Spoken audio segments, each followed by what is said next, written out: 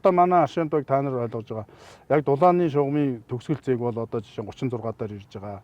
36-гийн халаалтын юуг одоо бид нар ЦТП байруулад өргөдөгч байгаатай адилхан доошлуулад ингээд өргөдөх боломжууд байж байна.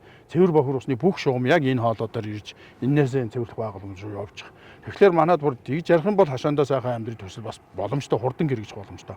Өөрөөр айл өрхөө цэвэр бохир усны шугам толбогдонгоо шугам нь хажуугаар нь явж байгаа учраас тэндгөө өргөтгөл тийшээ нэ оруулаад ингээд явах бүрэн боломж. Би тэг хашаандаа сайхан амьдрал төслийн хүрээндчил одоо бас яг үеийн аюул тэгээ тогтцол соёлчлтын асуудал гадна хашааны өнгө үзэмжийн асуудал дээр цэвэр бохир ус галт түлхэхгүй байх дулааны асуудал гээд бүх цогц амрагц одоо Монгол улсад үлгэр жишээ болж байгаа хөлбөр шүү дээ. Одоо улсын хурлын гишүүн цогц айдын санаачилж одоо хийсэн орон нутагт энэ бол маш олон аймагуудад хийгдсэн бол бүгд үр дүнд хүрээгүй байсан.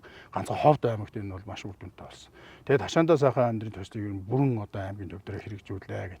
Тэгээд энэ инженерийн шугам дэд бүтцийг асуудал яг нэг нүгөө хэлэхэд манай яг сая та хэллээ цэвдгийн асуудал байгалийн нөхцөл нөөцөөс шалтгаалаад манай одоо засмал замаас доош нь бол ер нь ямар нэг инженерийн хийцтэй барилга байгууламж ямар нэг инженерийн хийцтэй байгууламж байх боломжгүй.